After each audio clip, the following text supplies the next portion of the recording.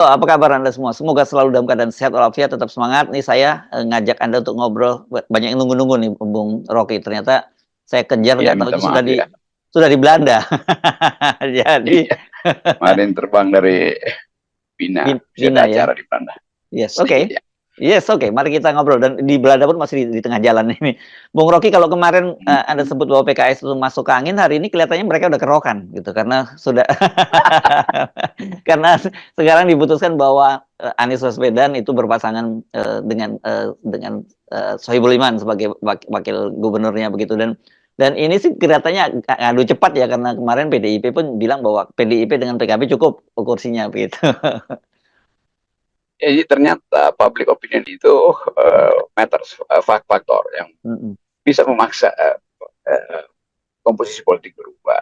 Karena memang Jakarta itu bukan tergantung pada kader atau siasat partai, tapi pada situasi real ketika orang melihat dalam pilpres kemarin siapa yang memungkinkan untuk disebut aja dipersiapkan untuk 2009 kan semua ini soal 2009 bukan sekedar soal Jakarta.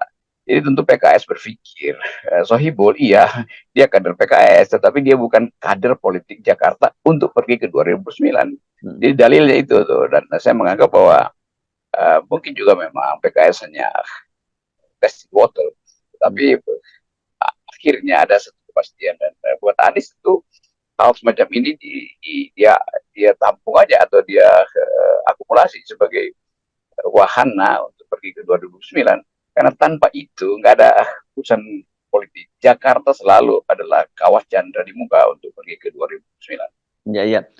Kendati katakanlah IKN sudah pindah pun gitu ya, walaupun sebenarnya kita jadi ragu-ragu sekarang akan jadi pindah atau tidak, tetap aja Jakarta itu jadi pusatnya ya. Ya IKN pindah secara fisik tetapi culture politik kan tetap di Jakarta, Mhm, culture bisnis tetap di Jakarta. mhm, IKN itu pindah secara administratif mhm. Itu tetapi kalau jadi ya? kebiasaan-kebiasaan Mmm. kalau jadi kebiasaan-kebiasaan transaksi politik masih di Jakarta, Mmm, kebiasaan-kebiasaan akumulasi bisnis masih di Jakarta tuh. mhm. Jadi tetap dia strategis Jakarta ini. Jakarta ini diperlukan bukan sekedar oleh para politisi, tapi oleh para diplomat yang ingin membaca lebih jauh arah Indonesia ke 2009. Kan nggak Ya, bisa diplomat tuh nongkrong di IKN. Bagaimana misalnya diplomat Amerika yang didesain dengan sangat khusus supaya memegang segala macam taktik strategi mesti beredar di IKN itu nggak masuk ya, akal tuh. ya. Oke, jadi kan dengan didukung oleh PKS dan bersama dengan PKB ini, Anies dapat dipastikan sudah dapat dapat tiket lah ya, Bung Rocky begitu ya. Dan, kan Pak Prabowo bagaimanapun juga tanda-tandanya Pak Prabowo lagi, Pak Jokowi masih tetap ingin menghalangi Anies Baswedan. Tapi rasanya sekarang kalau menggunakan instrumen kalau dulu kan instrumen hukum, instrumen politik yang digunakan. Sekarang saya kira instrumen hukum Ya. mungkin agak sulit menggunakan dan instrumen politik ya udah susah ini. Ini kan artinya sebenarnya, ini peta, 2029 yang dibayangkan oleh Pak Jokowi sementara, dia sudah tidak lagi di posisi sebagai presiden. Apakah kemudian menurut bacaan Anda Pak Prabowo juga akan melakukan langkah yang sama terhadap Anies Baswedan? Karena bagaimanapun juga Pak Prabowo kan juga masih ingin maju lagi 2029 gitu.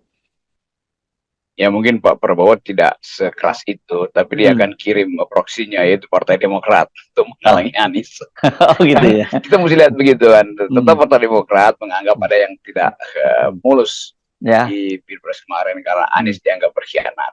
mhm, Bagi Partai Demokrat ini bukan sekedar soal berkhianat, tapi soal taruhan mhm, partai itu untuk uh, mencoba dengan sekuat tenaga mhm. menjadikan AHY sebagai faktor baru dalam Ah, ya politik. ya ya ya Dan ya. Mhm, ya itu saya kira intinya hanya di situ tuh. mhm, Bagi Gerindra tentu menginginkan ada kader, tapi kan kader Gerindra belum terlihat hari ini. Yang terlihat ya mhm, pasti kadernya Partai Demokrat yang mhm, kebetulan memang ada di dalam koalisi Gerindra. Dan mhm, mungkin juga satu waktu Pak Prabowo menganggap oh ya ini kan Gerindra sama Demokrat sama-sama alumnus tidar gitu kan. mhm, Jadi mhm. kelihatannya tidar efek yang akan dipakai sebagai perekat, sebagai kimia. So jadi kalau kimia itu dicampur antara Gerindra dan Demokrat ya namanya tidar chemistry itu. Iya iya. Oke, jadi sebenarnya Pak Jokowi harusnya tidak hanya menghitung Anies ya, Bung Rocky, dia juga harus menghitung, Ya, Agus lah ya. Kalau kalau toh tidak ada Anies, Agus juga pasti akan jadi apalagi dia ada di kabinet, ya dia, bahkan di kabinet menteri itu bisa lebih menonjol daripada wapresnya. Kalau presidennya tidak memberikan peran kan wapresnya duduk manis saja gitu. Sementara menteri secara teknis dia terus berhubungan dengan masyarakat dan juga menjadi sorotan media gitu. Kelihatannya DKI ini udah jadi faktor yang bikin Pak Jokowi murung. Sebut aja murung ya, bukan sedih. Karena tentu Kaisang habis karirnya kan. Kan dipasangkan dengan siapapun di Jakarta, Kaisang pasti KO lah. Sama Anies ya pasti susah untuk menangin itu.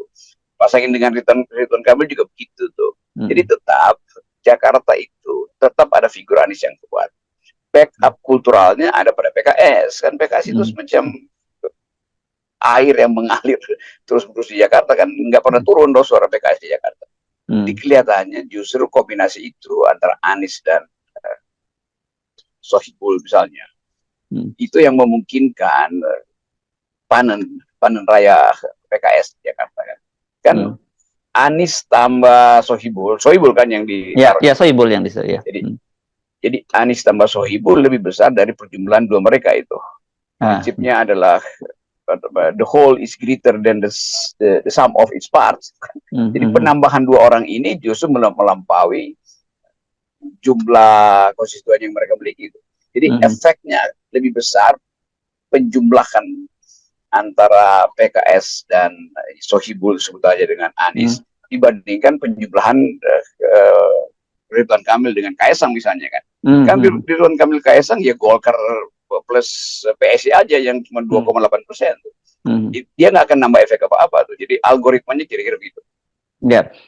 Oke, tapi kelihatannya memang ini sangat menarik ya fenomena PKS ini. Kalau toh kemarin kita menduga-duga apa nih maunya begitu, tapi kemudian ternyata dia balik lagi itu, ya ini menunjukkan betapa sekarang ini faktor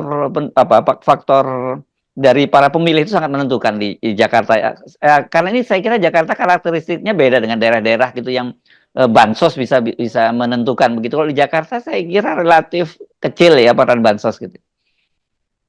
Iya betul, jadi politik Jakarta itu ada politik yang terbuka, mata internasional di Jakarta, sehingga efek bansos BLT CS itu tidak sekuat kalau itu dilakukan di daerah. Dan saya kira PKS menghitung itu juga, bahwa kalau misalnya Anies ditaruh di situ dan akan diganggu, nah gangguannya bisa diminimalisir dengan opini publik yang tiap hari. Jadi kan setiap penduduk Jakarta akan watch kecurangan itu, masalahnya di situ. Jadi PKS mungkin dapat info itu, bahwa kalau yang ditaruh itu seorang yang justru berseberangan dengan politik Pak Jokowi, maka rakyat lebih rela untuk menjaga suara. Kalau dia sekedar tokoh yang populer tapi tidak punya posisi oposisi pada kekuasaan, itu rakyat Jakarta menganggap ya udahlah suka-suka lu deh. Kira-kira itu poinnya. Jadi semakin beroposisi, semakin kuat legitimasi di Jakarta. Saya hanya gambarkan sosiologi politiknya, bukan saya berpihak. Ya. Dan saya kira kalau kemarin Anda menyebut misalnya PKS akhirnya memutuskan juga mendukung Anies Baswedan ini, kalau dulu kemarin Anda menyebut ada yang kubu pragmatis, tentu saja kecewa. Tapi yang menang saya kira bukan kubu idealis ya, kubu realistis lah ya, Bung Rocky ya melihatnya begini ya. Ya, kubu realis di PKS akhirnya bersuara tuh. Dan itu yang menunjukkan bahwa realisme PKS itu bukan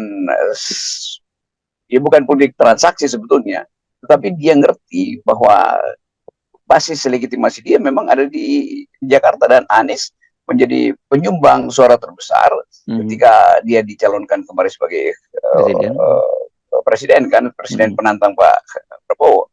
Jadi sekarang kita pakai istilah itu, coattail efeknya adalah akibat jas dari Anies, dan PKS terima efek ekor jasnya.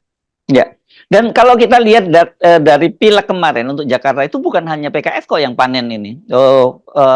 Nasdem juga panen. Yang lebih panen lagi PKB, suaranya 2 kali lipat, kursinya naik 2 kali lipat dari 5 menjadi 10 begitu. Dan untuk DPR RI dia pecah telur setelah dari pemilu ke pemilu, sekarang bisa langsung dapat 2 kursi dari DPR RI. Jadi ya wajar kalau kemudian PKB langsung mengusulkan paling awal begitu. Ya, Caimin tahu bahwa PKB bertambah 2 kali lipat, hampir 2 kali lipat suaranya di parlemen, dan keterangan itu tentu dijadikan alasan PKB untuk meminang PDIP kan demi Anies. Tapi Ya. PDIP punya hitungan lain, bahwa itu berarti kalau Anies menjadi terbesar di Jakarta, itu Puan menjadi kecil dong kan. Tukar tambahnya itu trade off-nya ada di situ tuh. Tetapi sekali lagi societal base-nya itu antara PKB, Nasdem dan PKS itu kuat sekali untuk membackup suara Anies di Jakarta. Ya. Oke, jadi Jadi ini secara faktual memang ya, suaranya udah dihitung. ya. Ya. Jadi ini kita mesti melihat ya, sekali lagi Pilkada Jakarta itu tidak sekedar pilkada ya. Ini ada gambaran pada Pilpres 2029 tadi. Apa boleh buat seperti itu? Kita melompat langsung ya. Ya betul. Jadi Pilpres 2029 dianggap banyak problem etis, banyak problem administrasi yang ngaco. Dikoreksi lah di Jakarta hari ini. Jadi potensi mengkoreksi Pilpres sebetulnya adalah pada Pilkada Jakarta tuh. Dan kelihatannya itu akan terjadi, dan semua mata internasional juga menginginkan supaya Jakarta itu betul-betul kedap dari segala macam kecurangan yang kemarin dibayangkan terjadi terulang di Jakarta sebagai pengulangan dari Pilpres. Saya kira itu akan terjadi kalau kalau pilkadanya itu terjadi pada masa pemerintahnya Pak Jokowi ya, Bung Rocky, pasti dipastikan bagaimanapun caranya Pak Jokowi akan mengulang itu. Tapi kan kita tahu bahwa upaya Pak Jokowi untuk mempercepat pilkada itu tidak berhasil gitu, tidak setuju oleh DPR, dan sekarang tetap normal tanggal 27 November, sementara Pak Jokowi itu akan lengser tanggal 20 Oktober. Itu kalau normal ya Bung Rocky. Itu time lag-nya di situ. Pak Jokowi kehilangan waktu untuk konsolidasi karena Oktober Pak Prabowo yang pegang kekuasaan, itu artinya ada harapan baru di situ. Pak Jokowi mungkin hanya menitipkan, tetapi kimianya nggak mungkin lagi diubah tuh. Jadi sekali lagi Pak Jokowi ya seharusnya menyadari secara real bahwa kapasitas beliau untuk mengatur politik Jakarta tidak sehebat ketika dia mau mengatur Jakarta sebagai sumber suara bagi Pak Prabowo kemarin, kan itu bedanya di situ. Ya. Dan ini kan ini menarik saya kira ya, karena Pak Prabowo pasti juga ingin lah tentu saja kader atau partai-partai kader dari partai-partai politik yang ada berada dalam koalisinya yang akan menang di Jakarta. Tetapi saya kira mungkin energinya Pak Prabowo nanti ketika awal pemerintahan itu dia sudah disibukkan dengan persoalan anggaran yang cupet itu, yang cekak itu, dan dia harus deal dengan itu gitu. Ya walaupun Ibu Sri Mulyani udah jaminkan bahwa anggaran makan siang itu udah disediakan, tetapi tetap ada hal yang akan jadi lain begitu Prabowo memimpin pertama kali sidang kabinet. Karena setelah dibuka baru ketahuan nih jumlah anggaran itu juga mungkin harus diambil dari beberapa tempat. Itu artinya ada upaya untuk mengefisienkan lagi anggaran makan siang itu kan. Nah walaupun Sri Mulyani menjamin itu, tetapi bagi Prabowo bukan sekedar jaminan terhadap anggaran makan siang yang memang dijanjikan ketika kampanye, tapi juga proyeksi kebutuhan tahun pertama, kan itu intinya. Jadi kalau proyeksinya jadi sangat besar, berapa pernah dihitung 800 triliun diperlukan untuk tahun pertama itu untuk mengatasi defisit segala macam itu, dan itu pasti lewat utang. Nah soal utang ini yang juga akan jadi problem baru. Jadi kalau makan siang iya dapat dari APBN, tapi utangnya tidak dikelola secara berhati-hati. Nah makan siang juga bisa batal tahun pertama doang makan siangnya, karena tetap soal utang ini kan Pak Prabowo mau naikkan batas utang kita tuh. Jadi sekali lagi Pak Prabowo menganggap bahwa ada hal yang harus dia penuhi, yaitu janji dia sebagai ksatria, dia mesti buktikan dong bahwa janji makan siang itu. Yang kedua, kondisi internasional, pasar uang internasional, dan sumber-sumber penjamin pinjaman internasional itu kan tahu bahwa kita butuh kan. Nah kalau kita butuh dan didengar oleh kreditur internasional, maka suku bunganya pasti dinaikkan. Dan bagi Pak Prabowo itu hitungan yang harus betul-betul pas. Karena ini tahun pertama dia untuk memulai satu pemerintahan yang bahkan masih dianggap orang sebagai keterusan, kelanjutan dari Pak Jokowi. Nah, kalau Pak Prabowo ingin melakukan sebut aja pembatasan total dengan Jokowi, dia mesti mandiri secara APBN. Begitu APBN-nya terganggu sedikit, orang anggap bahwa itu kalau begitu utang yang dibuat Pak Jokowi itu yang diteruskan oleh Pak Prabowo kan. Image itu pun sebagai persepsi pun udah memburukkan pemerintahan ke depan. Padahal Ya, ya. Pak Prabowo menginginkan ada tambahan legitimasi pada pemerintahannya hari ini. Ya, ya. Dan ternyata kalau soal tambahan utang itu sudah di Ibu Sri Mulyani menjamin bahwa Pak Prabowo tidak akan melampaui 3% dan Thomas Jiwandono juga menyatakan itu tidak akan terjadi. Makanya kemudian yang diberikan hanya 71 triliun. Nanti kita bahas soal itu di bidang lain, tetapi ini saya kira kaitannya Pak Prabowo mungkin tidak akan punya waktu yang leluasa untuk memikirkan pilkada, sementara persoalan domestik dia di kabinet sendiri akan sangat berat.